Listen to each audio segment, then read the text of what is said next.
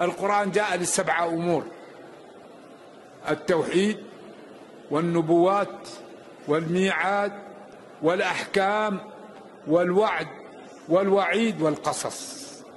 وكل هذه الأمور السبعة موجودة في الفاتحة، وهي مسروحة في سورة البقرة ومسروحة في القرآن. ولا تقع أي قضية على وجه الأرض إلا وفي ديننا السبيل إلى حلها.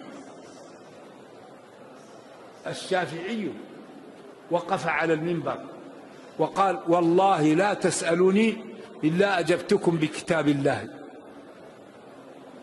جلست برهة من الزمن نقول: كيف الشافعي يقول هذا الكلام وربنا يقول: وما أوتيتم من العلم إلا قليلا؟